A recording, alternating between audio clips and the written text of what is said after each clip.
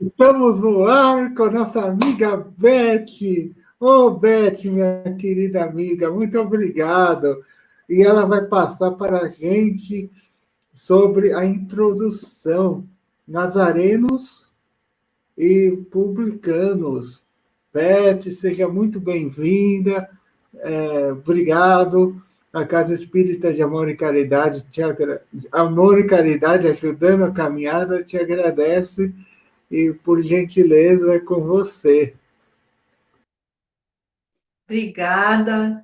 É uma honra estarmos aqui reunidos. Agradecemos a Deus, a Jesus, a oportunidade desse vínculo, dessa fraternidade, dessa troca de energias. E pedimos aos nossos mentores amigos que nos abençoe também nossos lares, nossos familiares. Então, como o Rodrigo falou, né?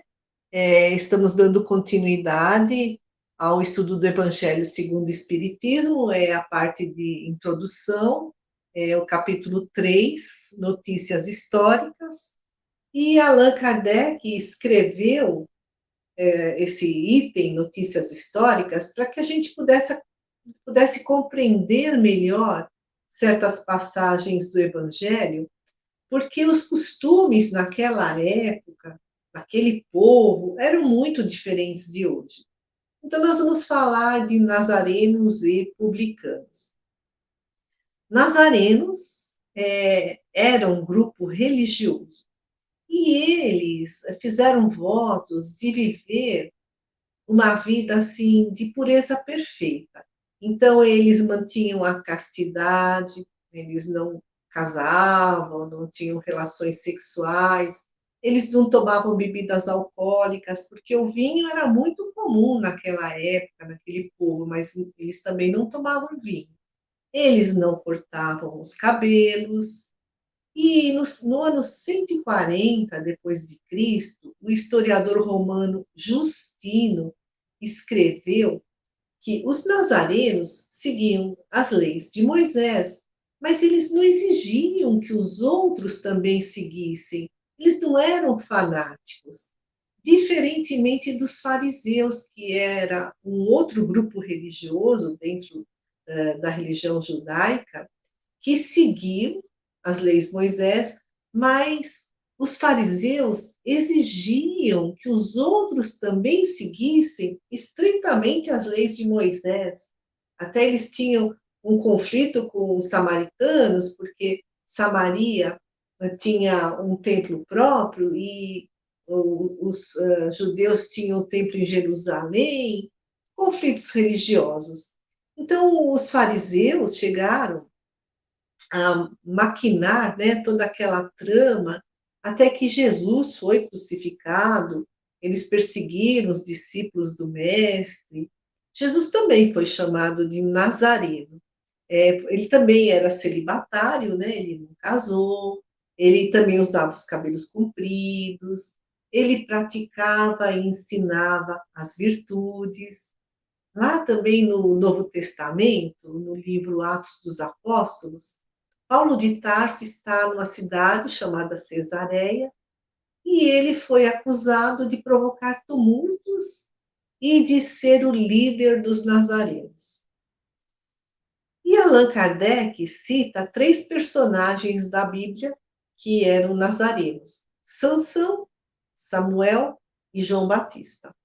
Então, Sansão viveu mais ou menos no ano 1200 a.C. Ele foi juiz em Israel.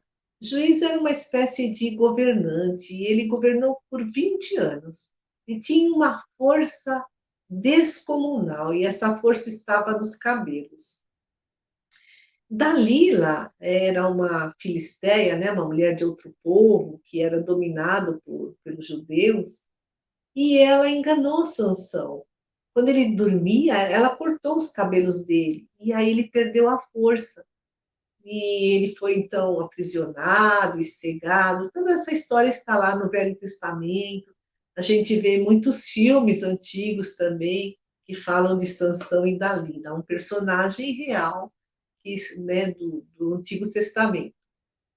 E Samuel, né? Allan Kardec diz que Samuel também era nazareno. Então, Samuel viveu mais ou menos no ano 1000 antes de Cristo. Ele também era profeta. Ele foi o último juiz do povo israelita, né? E depois dele é que surgiram os reis. Também João Batista era nazareno, diz Allan Kardec. João Batista era primo de Jesus Cristo, foi o precursor dos ensinamentos do Mestre. Ele batizou Jesus no Rio Jordão e ele comia, né, o livro lá, o Novo Testamento conta, ele se alimentava de mel silvestre de gafanhotos, porque ele vivia no deserto, quer dizer, uma alimentação muito frugal. E Jesus fala que o João Batista era a reencarnação do profeta Elias. Elias mandou decapitar muitas pessoas por conta de idolatria, e aí, por conta da lei de ação e reação, João Batista foi decapitado pelo rei Herodes. A gente também vê filmes que contam essa história, e quem tiver mais curiosidade, né, lê lá no Novo Testamento. E também havia um grupo que viveu entre o século I e ao século IV antes de Cristo, também chamado Nazareno, que eram os primeiros cristãos, em alusão a Jesus, né? E Allan Kardec explica que os nazarenos assemelhavam-se aos ebionitas. Então, eu fui pesquisar, né, quem são esses ebionitas. Também é um grupo religioso, o líder chamava-se Ebion. Ebion é a tradução de ser pobre, né, mas é o nome de uma pessoa. Então, foi um grupo religioso de origem judaica, que surgiu no século II depois de Cristo e misturava as práticas de Moisés e os dogmas cristãos. E aí vamos para o outro grupo que também é muito mencionado lá na Bíblia, no Novo Testamento, os publicanos. Os publicanos eram os coletores de impostos nas províncias do Império Romano. Eles eram funcionários públicos. Então, Roma dominou muitos povos, uma região muito grande, Europa, Ásia, Norte da África, e Roma cobrava imposto desses povos que eram dominados. E enquanto os publicanos faziam a coleta dos impostos, os escribas eram os secretários do tesouro. Eles anotavam a quantia recolhida. A gente também lê esse termo lá no Evangelho, os escribas e fariseus, né? E os publicanos, eles corriam muitos riscos, porque eles não eram benquistos. Eles cobravam, né, dos povos dominados. Então, eles muitas vezes eram agredidos, eles eram roubados. Mas Roma dependia dessa coleta de impostos para pagar toda a sua máquina estatal, né? A sua burocracia, o seu luxo, os seus exércitos. Então, Roma fechava os olhos para os desvios de dinheiro e enriquecimento ilícito de alguns publicanos. Por isso que eles eram detestados e desprezados pelos judeus. Os judeus os consideravam traidores, porque eles eram, esses publicanos na Judéia, eram judeus trabalhando para o Império Romano e cobrando impostos do povo judeu para o Império Romano. Zaqueu, a gente vê lá, né, também no Novo Testamento, é aquele baixinho que subiu num sicômoro é uma árvore, ele era chefe dos publicanos. E, no entanto, ele subiu na árvore porque ele queria ver Jesus. Ele era baixinho, Jesus estava sempre rodeado por uma multidão de pessoas, pensou, vou subir na árvore. E ele já estava pronto para a sua mudança interior. Então Jesus disse para ele, Zaqueu, desce da árvore, eu vou lá na sua casa, vou cear. E Jesus ficou tão feliz, ele, a partir de então, se transformou. ele distribuiu parte dos seus bens, e ele até falou, né? Se eu lesei alguém, eu vou devolver em dobro. Então, voltando lá no Evangelho segundo o Espiritismo, Allan Kardec explica que hoje, essa palavra, publicano, né, isso no século XIX, né? Quando o Evangelho segundo o Espiritismo foi escrito.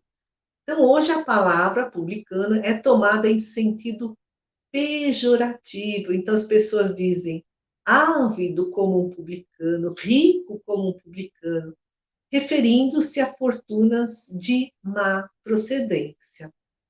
E também Jesus nos fala da parábola do fariseu e do publicano. Está lá em Lucas, no capítulo 18, versículos 9 a 14. Então, Jesus fala dentro do templo, né, de duas pessoas orando, um fariseu e um publicano, mas o fariseu estava obcecado por suas próprias virtudes, né? Dizia que ele era um santo, e o publicano não, humildemente pedia misericórdia a Deus. Quer dizer, é uma lição para nós essa parábola do fariseu e do publicano, porque o fariseu, ele estava preso aos ritos, era uma pessoa cheia de si. Ele diz, né, a Bíblia lá, que ele nada pediu a Deus, portanto nada recebeu. Enquanto que o publicano não, com muita humildade, foi justificado. Quer dizer, o que é ser justificado? É ser considerado justo, é ser merecedor, por ser justo, da misericórdia de Deus. Então ele pediu e recebeu. E aí, essa parábola do fariseu e do publicano, Jesus nos mostra como é que nós devemos orar. Eu trouxe aqui para finalizar uma frase que eu achei muito interessante, peguei na internet. Orar antes de fazer algo é dependência. Quer dizer, eu fico orando, orando, orando e não faço. Não adianta, né? O apóstolo Tiago disse: a fé sem obras é morta. Então, orar antes de fazer algo é dependência. Orar depois de fazer algo é gratidão. Eu fiz, obrigada, meu Deus, né? Tive forças para cumprir a minha obrigação. E orar sempre, antes, depois, durante, né? As nossas obras, orar sempre é comunhão, comunhão com Deus. Então, diz a frase: não busque a Deus quando precisar. Precisamos buscar sempre. Precisamos buscar a Deus sempre. Então, nesse momento, busquemos a Deus, agradeçamos por tudo que temos recebido na nossa existência terrena, pelos nossos amigos, pelos nossos familiares, por todos os recursos materiais que temos recebido, e pedimos, Senhor, abençoa todo o nosso planeta, abençoa todos aqueles que estão passando por dificuldades de qualquer sorte. Senhor, se conosco, hoje e sempre. Graças a Deus. Gratidão.